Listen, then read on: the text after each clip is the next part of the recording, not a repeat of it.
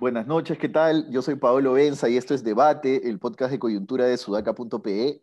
Como todas las noches estoy con Alexandra Ames y David Rivera para comentar las noticias más importantes del día en un día esperanzador, por lo menos por lo que a mí respecta, de poder saber por fin que va a haber una proclamación presidencial, más allá de que sea de Castillo, que al cual ya saben ustedes que no le tengo mucha esperanza, al contrario, le tengo muchas dudas y mucho resquemor, pero finalmente parece que vamos a tener presidente proclamado pronto, a menos que algo ocurra que se desvíe de los cánones democráticos, ¿no? ¿Por qué? Como ha informado la República, el miembro del Jurado Nacional de Elecciones, Víctor Rodríguez Montesa, que reemplazó a Luis Arce, destituido por la JNJ recientemente, ya terminó de firmar todas las resoluciones que tenía en su despacho.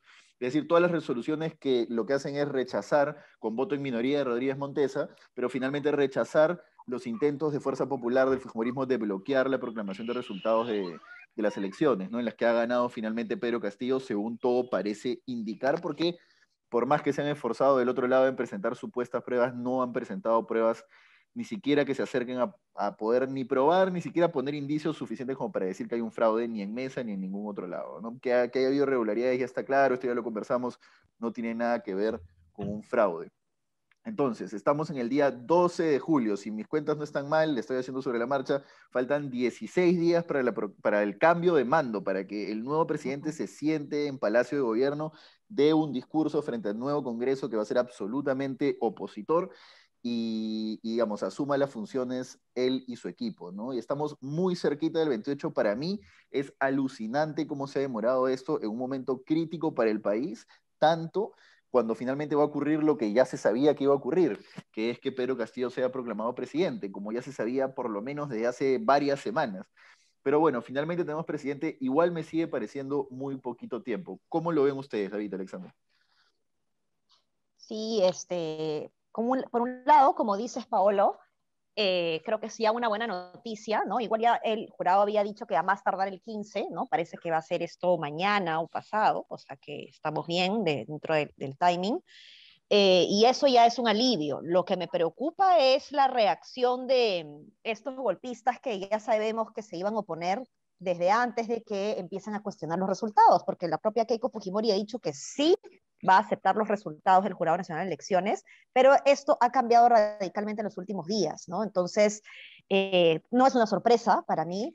Creo que ya vamos a conversar también sobre eso y sobre el audio que ha sacado Barnechea al respecto, pero no sé cuál va a ser esta reacción en las calles, no sé qué tanta cola pueda generar lo que un par de loquitos pues anden repitiendo, ¿no? Sí, sí, pues ya hemos comentado un montón este tema, ¿no? Pero está clarísimo que Keiko lo dijo, ¿no? Que no iba a reconocer el resultado ya abiertamente, y hay gente que sigue en esa línea, en la del fraude, ¿no? Ayer Ojo Público publicó un artículo interesante sobre 3 mentiras que dijo Daniel Córdoba. Daniel Córdoba en el Foro de Madrid, ¿no? Sí. Y la gente que sigue hablando de fraude compartió ese video, el video del Foro de Madrid, a pesar de que ya se ha, de que ya se han aclarado tantas veces, las mentiras que se han dicho. Y lo que está claro, como dice Ale, es que eso no va a parar, eh, que van a seguir, este, y que apenas asuma Castillo va a empezar la campaña para vacarlo, ¿no? En este caso ya con el respaldo de un sector de la derecha que se consideraba democrático, pero que está claro que no necesariamente es así, ¿no? Claro, eso es lo siguiente a comentar, ¿no? ¿Qué tanto van a poder quitarle estabilidad a su gobierno y qué tanto va a afectar eso a lo que su gobierno puede hacer, ¿no? O sea, no solo en términos, por ejemplo, de la Asamblea Constituyente, sino en términos de lo que un gobierno tiene que hacer, sacar adelante proyectos de infraestructura, no sé, implementar políticas públicas en un montón de sentidos, etcétera, etcétera, etcétera. Todas esas cosas pueden ser bloqueadas por un Congreso opositor, como ya vimos que el Congreso no tiene ningún empacho en bloquear proyectos de ley, por ejemplo, del Frente Amplio en represalia, del Frente Amplio, de la izquierda en general, en represalia por haberles malogrado la elección de magistrados del TC, por ejemplo, ¿no?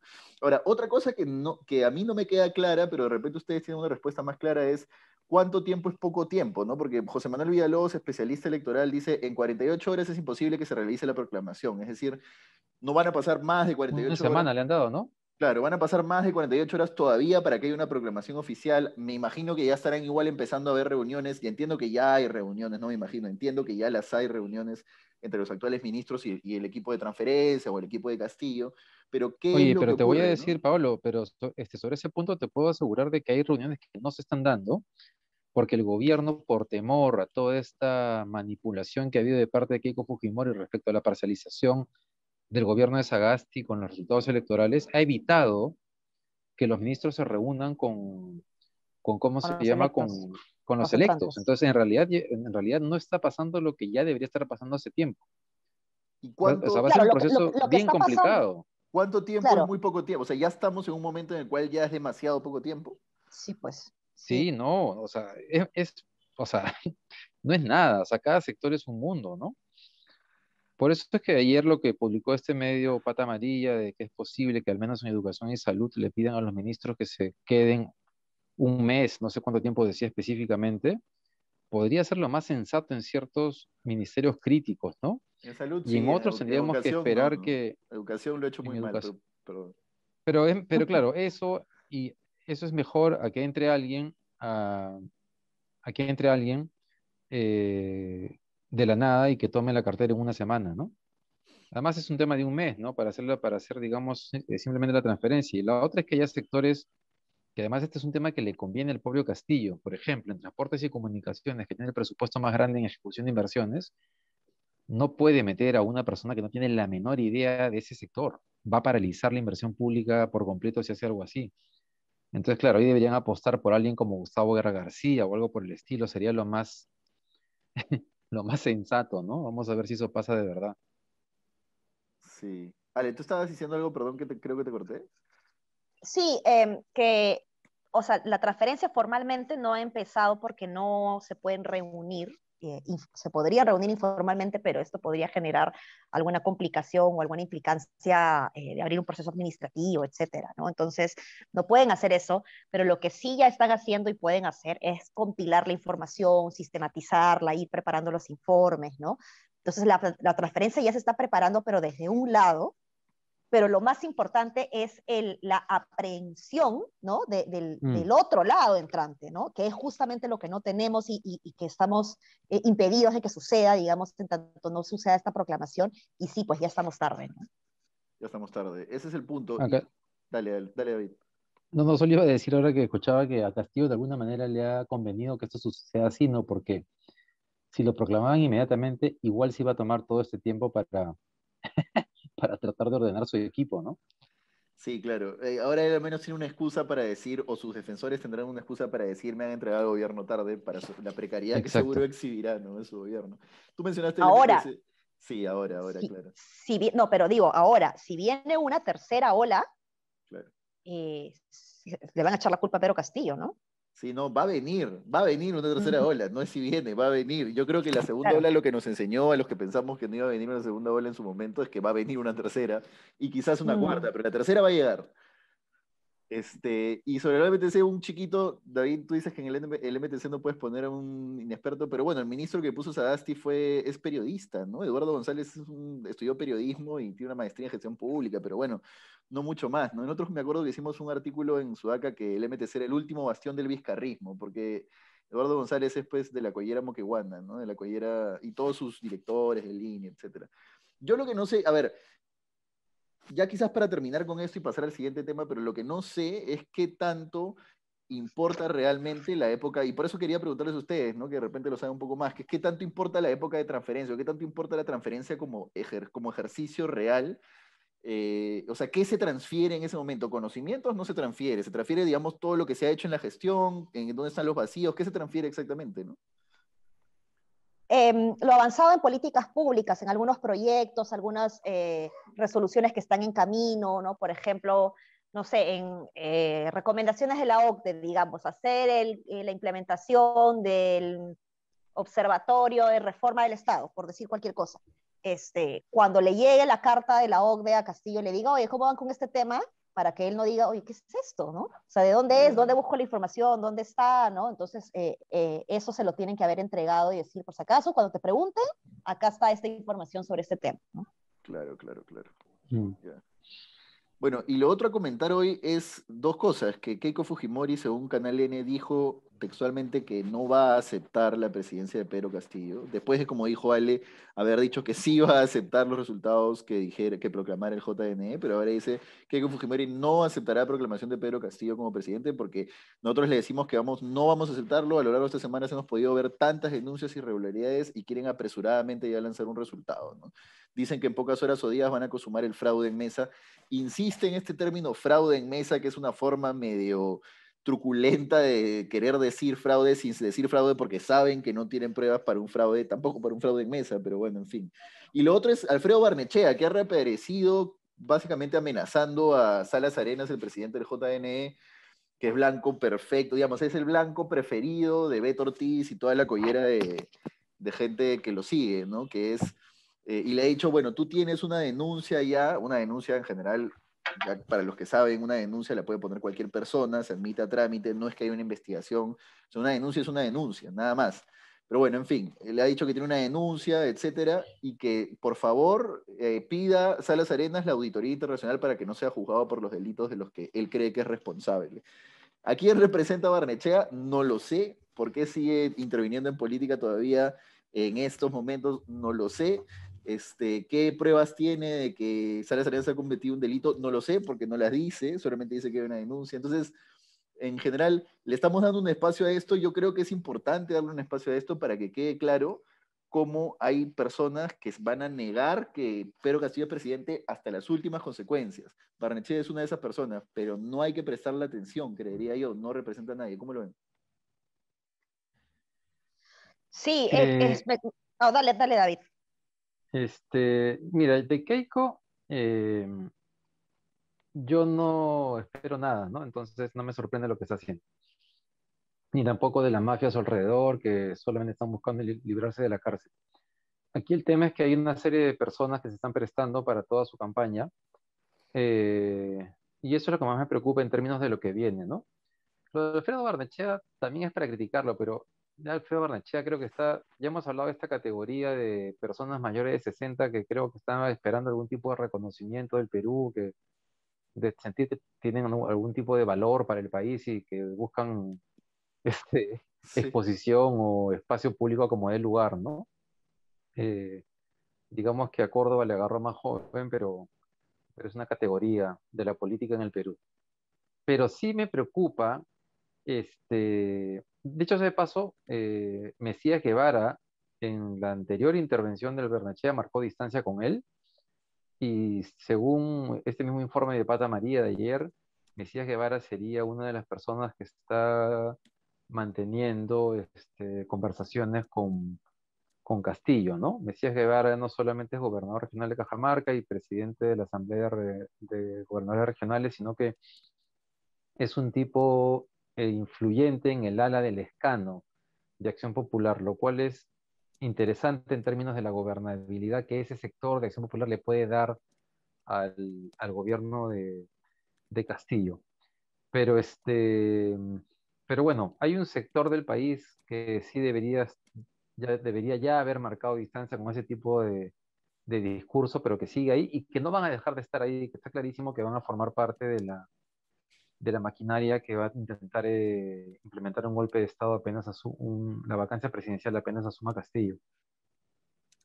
Cada sí, vez sí. se van quedando solos, ¿no? Y claro, por un lado digo, mientras la prensa, los medios de prensa tradicionales, masivos, le sigan dando cobertura a estas cosas, pues pueden seguir teniendo cierta capacidad o cierto poder de influencia o de incidencia en la gente, pero por otro lado también pienso que es un refrito ya eh, seguir hablando del tema, ¿no? Entonces ya la gente, a los ciudadanos ya les aburre también y ya generan hartazgo más que indignación de fraude, fraude, sino que ya pierden ya los medios de prensa que siguen poniendo a estas personas han perdido mucha legitimidad, entonces no sé qué tanto sigue influyendo, pero hay que ver, ¿no? Yo creo que hay que estar alerta, esta semana va a ser clave justamente porque es donde vamos a ver la reacción oficial ante la proclamación oficial, ¿no? Sí, la redacción oficial puede darse en muchos campos, ¿no? Y uno de esos campos que me preocupa más es la calle, ¿no? Por lo que Claro. comentábamos hace unos podcasts y el artículo que publicó Juan Carlos Chamorro en Sudaca. Ahora, hablando de reacciones, Yesenia Ponce, ex congresista fujimorista, ha puesto un tuit en el que dice que todavía pertenecía a la organización criminal y tuve la mejor... Es bien fuerte que diga algo así una ex congresista, o sea, no es menor. Sí.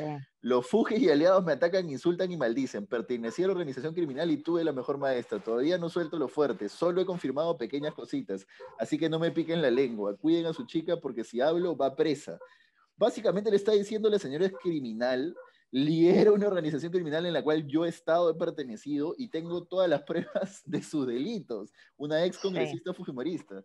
En fin, bueno. Y Pero yo esa que la bancada, Bajato, yo que los fiscales, o sea, la llamo, ¿no? Digo, claro. está entregándose en bandeja, ¿no? Sí, O, claro. o los periodistas.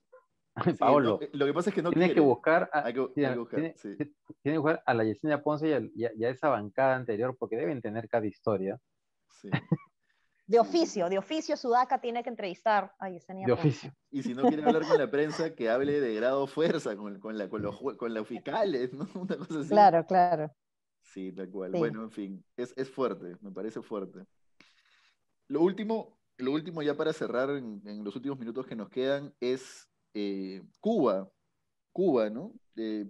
Yo siento que Cuba en sí mismo representa un paradigma para un montón de gente, por más que sea una realidad lejana, que no sea la realidad peruana, muchísimas discusiones ideológicas y muchísimas posiciones ideológicas de líderes políticos se estructuran, sobre todo los más viejos, en base a Cuba y a lo que pasó en Cuba y a la Revolución Cubana y a los Castro, etcétera, etcétera, etcétera, ¿no? El muro se cayó hace muchos años, pero Cuba sigue siendo el rezago más cercano culturalmente a nosotros de lo que fue el comunismo más duro, ¿no? Digamos, la parte más fea de la última mitad del siglo XX, ¿no?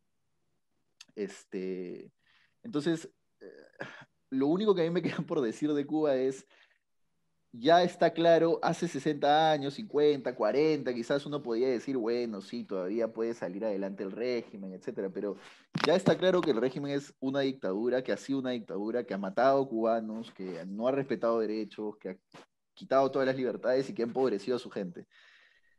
¿Qué tanto más se puede discutir sobre eso? No lo sé, pero he visto a muchísimas personas saliendo a decir, no, pero hay que tomar en cuenta el bloqueo norteamericano, porque sin eso, yo creo que este es el tipo de cosas en las que hay que estar de acuerdo porque después no puedes tú después con la misma cara ir y decirle, oye, Cerrón, pero tú no estás diciendo que Venezuela, ¿no? O sea, oye, tú no estás condenando la dictadura, la represión en Colombia, ¿no? Creo que las cosas son lo que son y en este caso Cuba es eso, una dictadura que ha empobrecido a su pueblo, pero no sé, ¿cómo lo ven ustedes? Sí, o sea, para mí la libertad es el derecho o la base de los derechos fundamentales para la persona, ¿no? Y si bien Cuba creo que ha avanzado mucho en sistemas de protección social, esto no puede ser exitoso de ninguna manera cuando es a costa de la libertad de las personas, ¿no? Yo no entiendo cómo es que la gente puede eh, criticar tan alegremente, digamos, una dictadura de derecha y no hacer lo mismo con una de izquierda. Para mí, la democracia es democracia y la dictadura es dictadura. Evidentemente, entre ambas hay una serie de formas distintas que no voy a discutir acá, pero o sea, es una dictadura. La gente no tiene libertad para decidir. Yo he estado allá, bueno, ya parezco Gisela Valcárcel diciendo, yo estaba en Cuba, pero bueno, yo estaba allá, yo estaba allá y de verdad que la gente tiene mucho miedo de hablar, ¿no? Y he visto también las condiciones en las que viven y claro, tienen un buen sistema de salud, todo lo que quieras, pero hay cosas esenciales de calidad de vida de las cuales no pueden gozar, ¿no? Sí, yo comparto con usted que la libertad es un elemento básico debería ser el elemento básico de cualquier país, de cualquier sociedad. Y creo que si los cubanos han podido manejar ese tema, tiene que ver también con su personalidad, ¿no? Tienen, tienen una forma de ser, de ver la vida que les ha permitido como lidiar con esto, pero ya claro, ya con la situación económica y social que están viviendo en este momento, no solo por el bloqueo, sino por la pandemia, que ha acentuado, digamos, agravado, porque ellos viven del turismo, entonces el turismo lleva parado 2 años. El turismo de alguna manera le metía un dinero a la economía, no solamente a través de los hoteles, fichos, sino también a través de la economía del día a día, ¿no? Este, entonces, claro, 2 años sin ese dinero y viviendo solamente de las miserias que te transfiere el Estado, pues es imposible, ¿no? Imposible, claro. Es imposible, o sea, es un drama. Está habiendo mucha represión. Ojalá que puedan sostener las protestas para impulsar algún cambio, pero va a ser duro, porque efectivamente es un Sí. régimen represor, ¿no? Las dictaduras comunistas, como las dictaduras también liberales, digamos, no, bueno, liberales es un decir, de economía de mercado, eh, son represoras, ¿no? Sí, Le sí. están cortando el internet a la gente para que no pueda comunicarse por WhatsApp, que es como se han formado nuevamente estas manifestaciones, y ojalá que estén en capacidad de sostenerlo, solo eso. Es difícil, pero ojalá que puedan. Yo creo que has dado en el clavo, David, porque la diferencia, creo, es justamente la crisis de la pandemia, ¿no? Porque quienes tienen cierto poder en Cuba, quienes tienen acceso a recursos, son los que viven del turismo. ¿Y quiénes son los que viven del turismo? Los que están de alguna manera más allegados, son más allegados o tienen cierta vara con el gobierno, y son los que por lo tanto han sostenido el sistema.